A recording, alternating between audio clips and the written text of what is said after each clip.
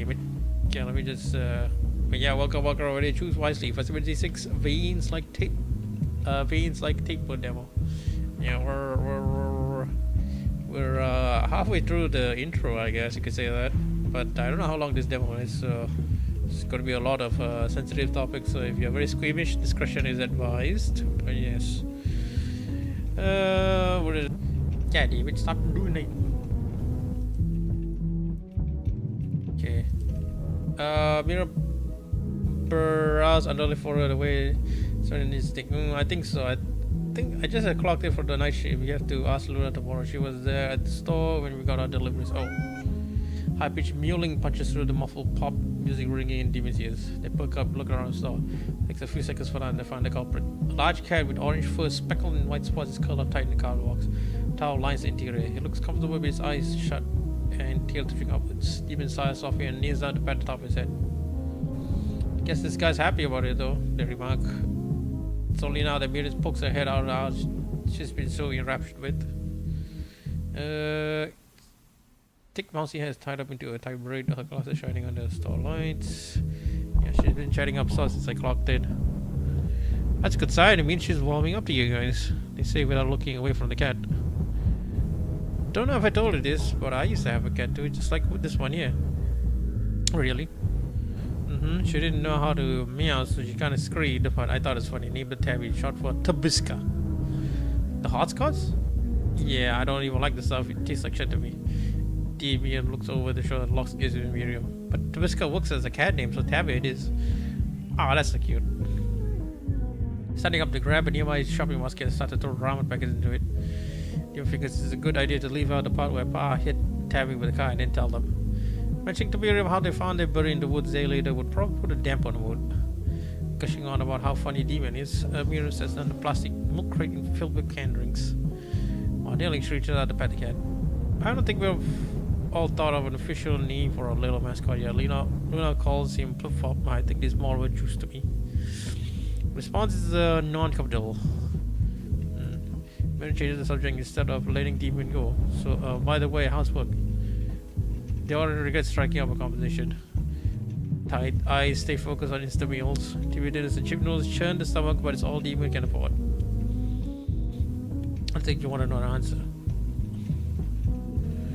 Instead of I'm gonna gut someone, don't ask me that. Yeah, probably the first one. It's okay. Demon holds back their real thoughts. Never a dull day there, I guess. Unrelated, but I think I'm gonna pick up a Lucy today, maybe two. Plain face contorts into sympathetic cringe. That bad, huh? Yeah. Demon always smokes after a particularly stressful shift. Thank God, the back and forth ends soon afterwards. Demon's already exhausted from dealing with people all day, more like all weekend living houses. Last thing they need is more insanity before they go home and sleep.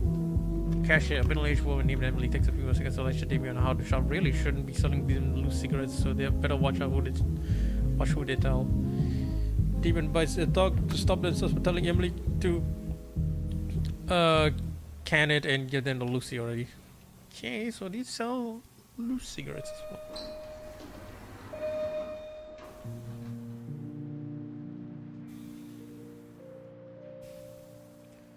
Snow started.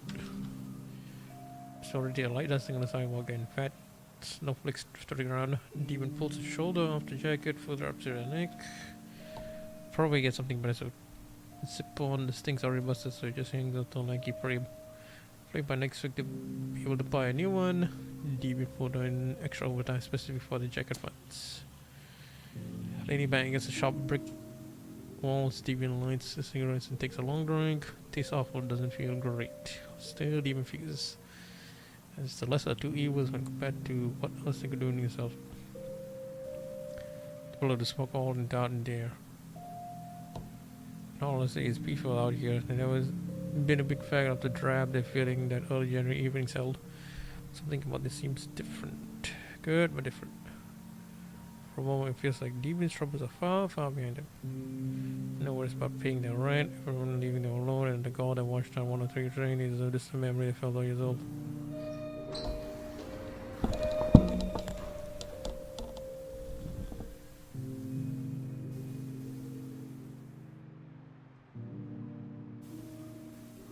Shop door swings open and illusion is broken.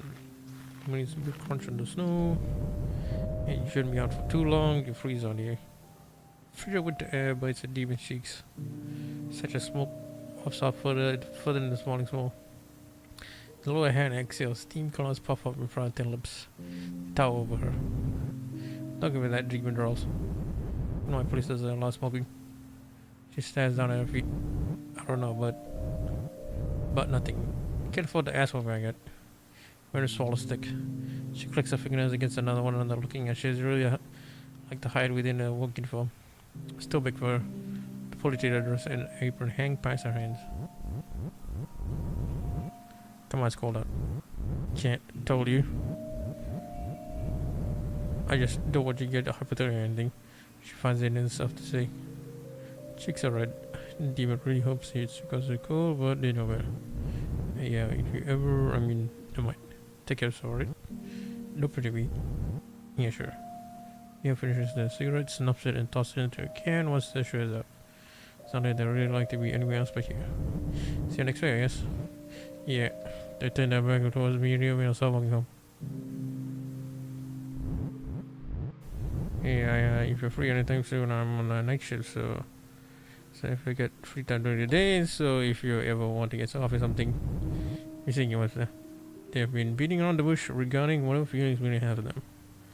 Demon doesn't think she'd heard about it, but they never had good results telling people about their e-sexuality. Look, I'll be waiting back there. Right.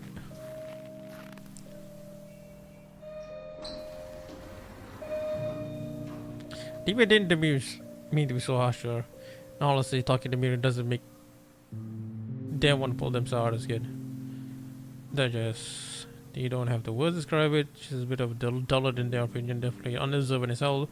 They wouldn't call her a dick or something.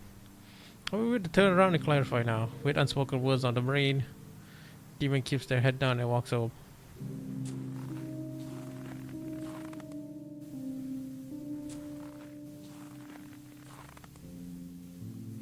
Mira wasn't kidding. It is cold tonight. Tips of Demon fingers are already numb by the time they make the trek back to a restful night motel. Restful night motel. The black midnight sky only draws their exhausted eye to the neon pink sign hanging in the parking lot. The O is flickering on and off. It's always pretty, they think.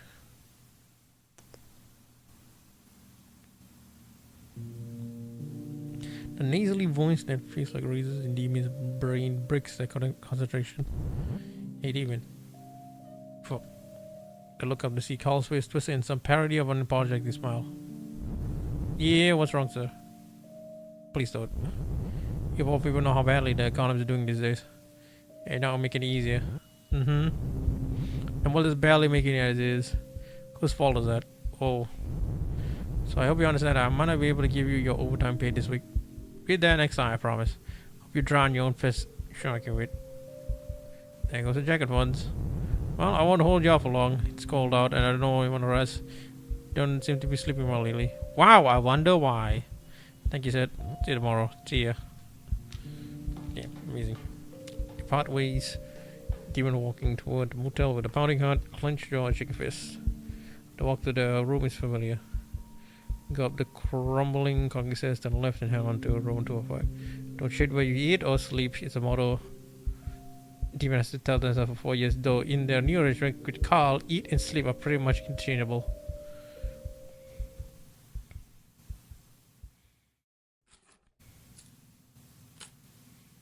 Next part of the routine. Slot the key into the sticky lock, jiggle it around a bit. I wish they had enough money to live anywhere except the motel. In a weird way, Demon does feel a bit grateful towards Carl. Even though they were living in one of the more rundown rooms that was too cheap to fix, it was still a place to sleep on top of their payment. All in cash, all another table cost. All Demon had to do in exchange was a little more work, like cleaning up after a dead body. Step 3. Demon slams their shoulder against the door and cringes at the stings pain. The lock seems to get worse in the colder weather. Oh boy. He swipes the snow off the doorstep and throws himself at the wood again. Pops open moving too easily, sending Demon tumbling to the threadbare carpet. There are Ramon's bags scattered across the floor. Growling lonely, demon sits up and rubs the shoulder. As it didn't dislocate, but the bones sure hurt like hell. They like to lie there for a few hours, unblinking and unmoving, but in the end, demon slams the door shut and crouches down to pick up their food. The motel room's air conditioner rattles in demon's ears, drawing their mildewy orders away from another night. It's fine, nothing broke, it's fine. Demon swings a bag of food onto a nightstand. Very nice to have a bath and relax while they eat. Fingers still feel so unclean, even though the gloves and the cleaning chemicals. Okay, the bathroom light buzzes at an uncomfortable volume. Neo pulls the shower curtain back and stares down the tub. Severally stress flood their veins. Even if the tub is bleached clean enough to eat from, their mind's eye brings back the memories of crimson sludge and skittering cockroaches swimming at their meal. Nope, maybe tomorrow. They shut the curtain. Damien turns on the sink to scrub their hands until the fingerprints are raw. They look up and stare at the trash bag covering their mirror. It's for their own good, really. Looking at their own reflection only makes them miserable. Ugh.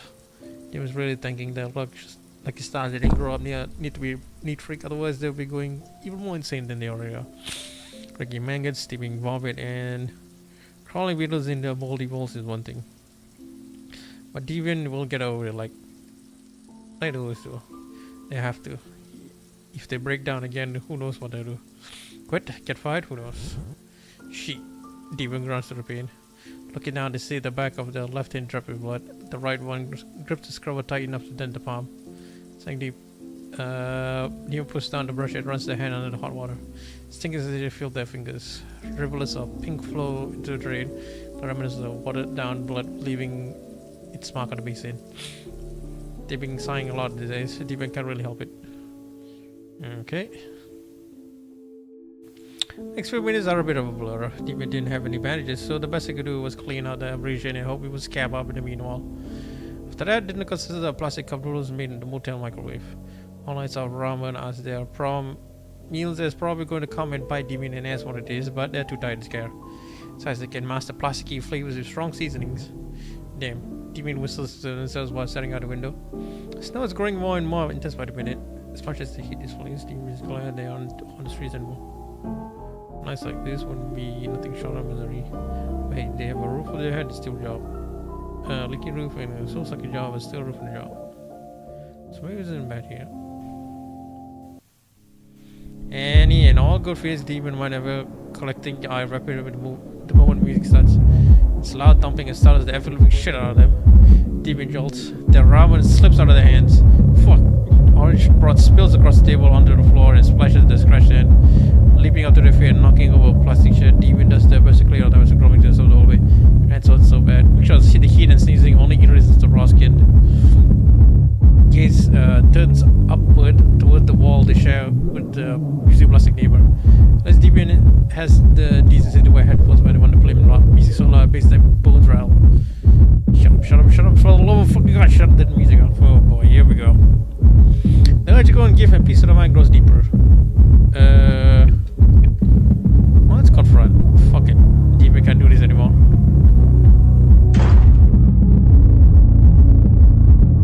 Deepan doesn't even trash to look up.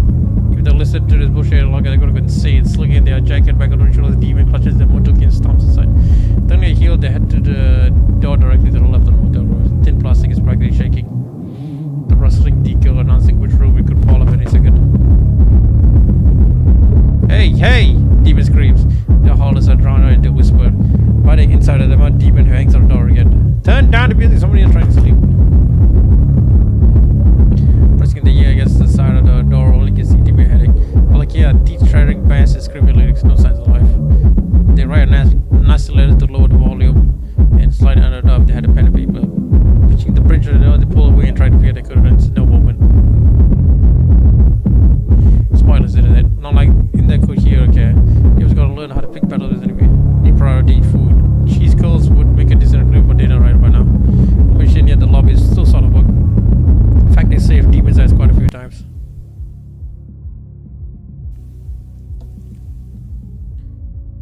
Okay. Fat snowflakes keep on falling. He dusts the concrete, the vending machine, and even shot kills of Deepan's hair. They pull out the jacket hood around their neck, the side of the machine again. Come on already. God, I can still hear the music. It's faint, but not only there. They spent some of the dwindling cash on these cheese skulls, and by God, they are gonna get those cheese skulls. Jesus. It's all gonna have to eat it anyways. The demon portion of the ramen to the last under the paycheck. Taking any extra will lead to needing to skip a meal at some point. Come on, give it. Demon kicks the machine for the third time. The bag is stuck to the inner spiral. It wobbles, crinkles, and flops forward, but it won't fall. Come on. Why are they getting so frantic? I thought they have another breakdown. Demon hopes not. They can't afford it. They can't afford to quit their stupid job cleaning up shit and blood and piss and sweat-drenched mattresses. I like how he said third person, I'm not sure the third person. If they do, they'll lose their roach-filled room in a revolving door of awful neighbors. And if they do it, there's no way in hell that they're able to achieve the dream of working until they die instead of doing something meaningful with their life. They're like, really want a demon can't have that. The demon needs to be a cog in the machine because there's no spot for spiteful, hateful assholes who want to do the music of their own and actually do something with their life instead of cleaning the field out this piece of shit over and over without ready to spot until they kick their ribs and bucket and can't fucking do this anymore. Oh boy, demon kicks the machine with a heart to weep. But he's even dead inside. She finally dropped the slot. Said insult this point. Demon knees in front of the machine and shoved his feet to their hands. They hate the sobbing they burst from their throat. That he went through this last month. That's no reason to be blubbering over again. It's humiliating. It's not about cheese curls, but you sure lost a straw. What's the last straw? Tears burned down their cheeks. Feels like acid.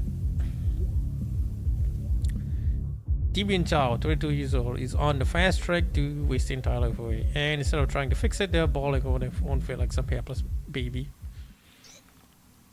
Just pretty sure they would have been crying in the snow for a good 50 minutes if the sound of puking inside and out. Scabbard their feet, quickly scrubbing their face or anything and sniffing the snuff back in. The gargling is faint on the ears, but there's no way to ignore it. You know, approach out of goodness in their heart. If someone's spewing their guts in the building with 8 demons, is one to clean it. Just need to scrub off fresh pop instead of leaving it overnight. Rounding a corner, they come face to face with a woman doubled over and barfing into the dumpster. Hey, they say, voice steady unsure. Hey, you good? She's puking a lot. Demon tries to get attention. Hey. Dude, hey, baby Mao, welcome. Thank you for hiding.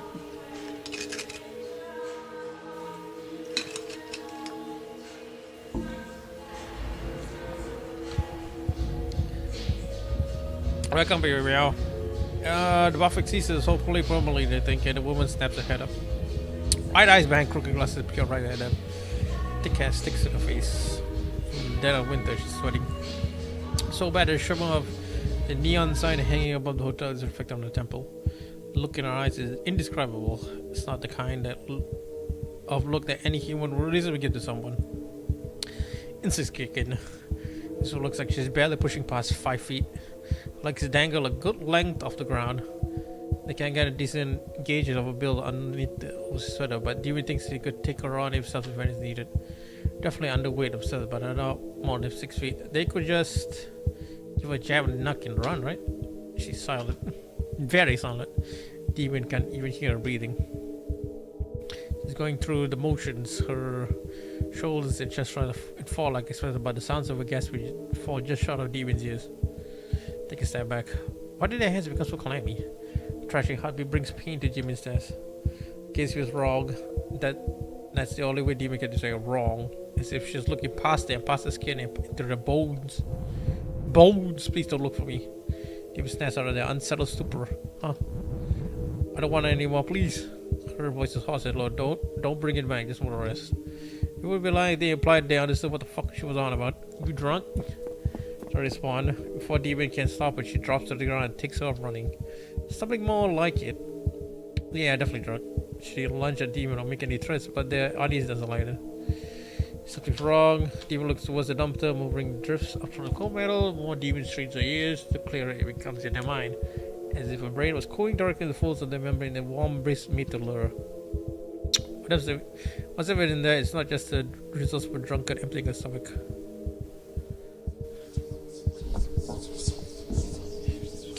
Okay. I sense your pain, your anguish. Feel the whispers of a broken heart clinging to your life, your strength sapped away by those who have wronged you.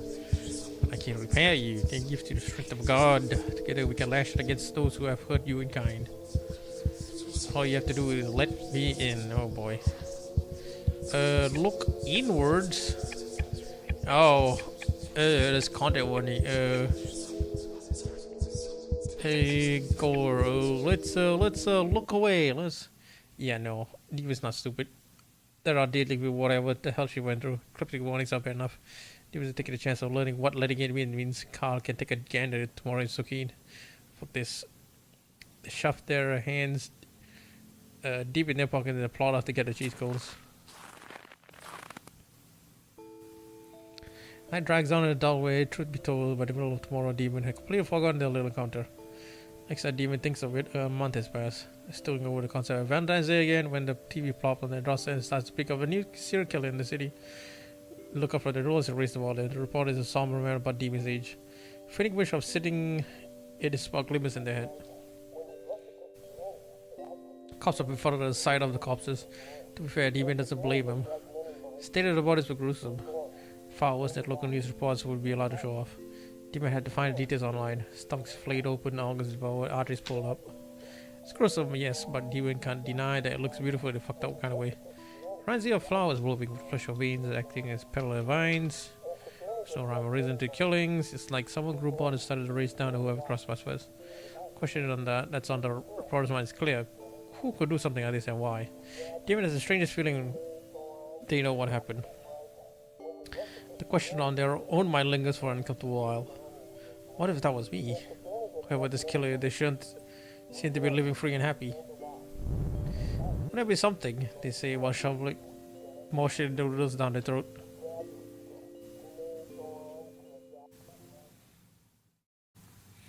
Anyone parallels?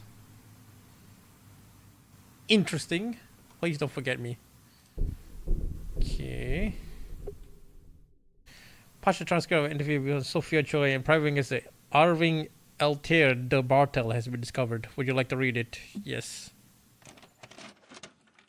This is a very interesting game so far. I mean, the writing is, it's not out of this world, but it gives a lot of context and there's a lot of insight of what's going on with the character. But other than that, yeah, you got a feel for it, I guess.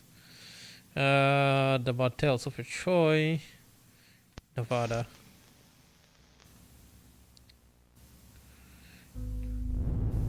So I didn't know. You had to believe it. I didn't know you were born to anyone else. I thought it was me.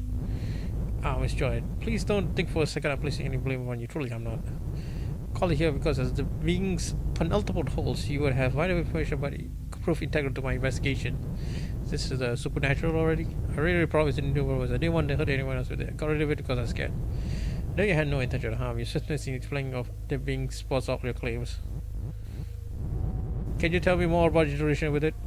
I only had it for a week, I think, and I feel like there was strict, or I wasn't myself when I reached out, because I was good at keeping myself out of nature, but his voice was just so beautiful. Like I had to reach out, and no wasn't an answer. I was so sick of it. I was so hungry. I lost my appetite, but I didn't. It wanted to eat non-stop, so it could rebuild itself and bloom. Could you elaborate on blooming concept?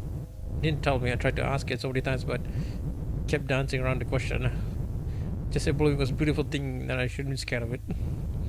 Couldn't shake the feeling I would die if it bloomed, so I threw up in a motel's dumpster. Oh, that's you. Ooh. Do you remember the name of this motel? No, it was really late and signed and heartbroken. I just wanted to go home and sleep. I was tired and hungry. It felt like I'd pass out any second. I think I talked to someone there, worker maybe. I don't really remember. You think was it that guy, the new killer? Do you think that worker is... Sorry, I'm not at liberty to tell you otherwise. Oh, right. What do you mean about the beauty of this creature's voice? Were you unable to look away from it? I don't really know how to explain it. You have to be there to properly understand, but it's like it's voice in your head when it talks to you. It doesn't go through your ears. You're really thinking or telling you. The more I listen, the more I fell to his trap. When they say I like this, I know how spineless I sound, but when I was there, it's like connected to it, like it was part of me. Okay? Something's sticking, talking to your mind, telling you how it's near you. Just listen, you have to, and by the time you realize what happens inside your brain, I see. Don't believe it, do you? Don't take my silence as down, Miss Joy. Want to hear as much as you're willing to share. I would just like to thank you again for your cooperation. You've been a tremendous help.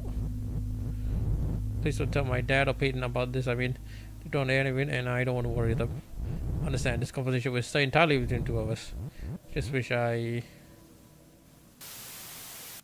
Okay. As far as karate cannot be opened. Recovering voice memo. Some recover playing.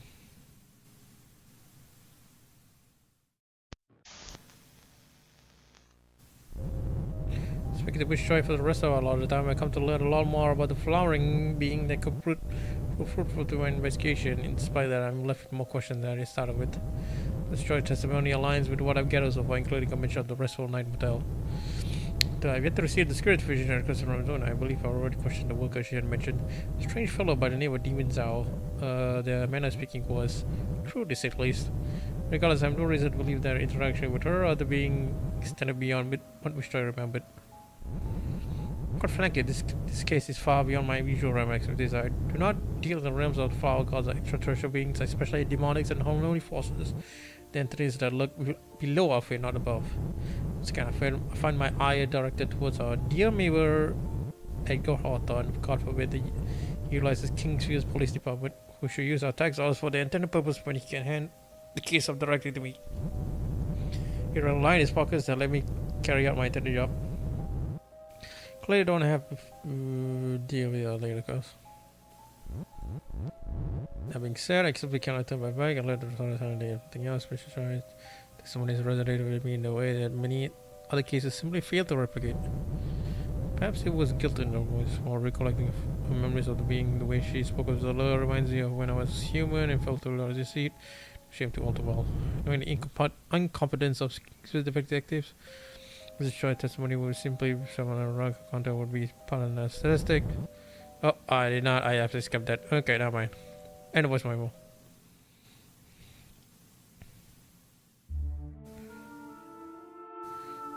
Oh. Yeah, well that is ending number 1. They just demoed the full game. Only chapters 1, 2 and ending 1 are available. Okay, that's interesting. So yeah, that's veins like tape around. That's pretty okay, yeah. Pretty interesting plot. I mean, it's a lot of reading, but if you guys are interested, you can check it out. I guess in the showcase and also I think in the star page itself. I can just put it here. Veins like tapeworms. There is a element of mystery and sort of horror to it. So yeah. So very interesting plot. If you're interested, you can just check it out. I guess in download a demo for yourself, or you can buy it. I think this. I think I don't know whether it's released or not. Let me see. Yeah, it's on sale. Yeah, so yeah, if you like it, go check it out. Wishlist it and see whether it's on sale or not. Yeah. Let's see. Do you have any other games that are here?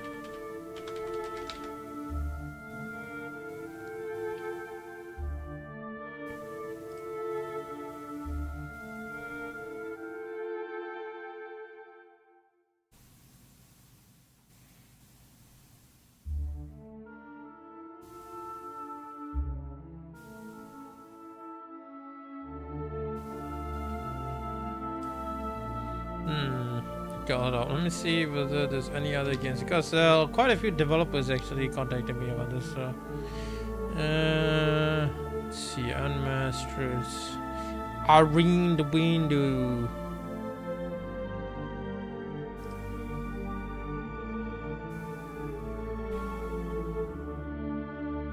Demo available. Fungi Play.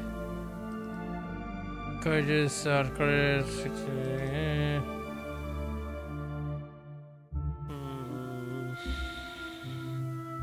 Okay, maybe tonight probably not gonna stream so much, but we'll see how it goes.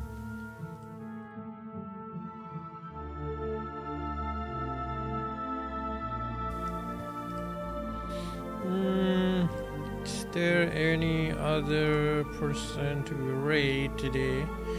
Justin is playing five huts under one roof.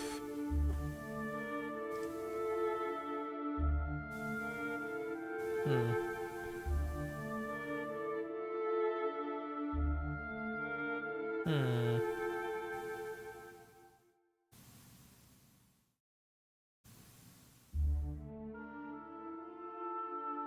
So, is my stream noisy? Hold up, guys.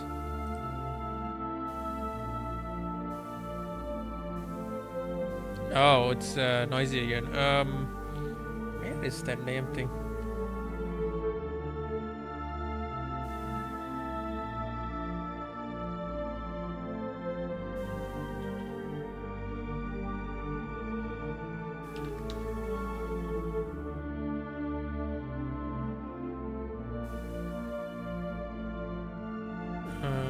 Caption devices, microphone. There you go.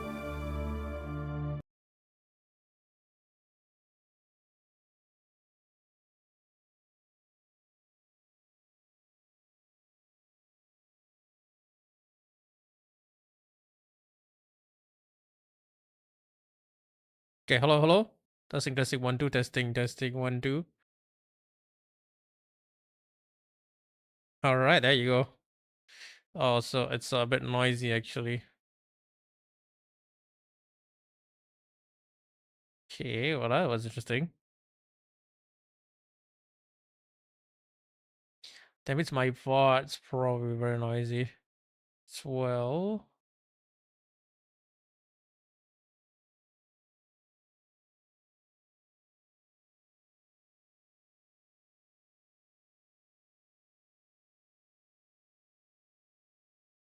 Okay,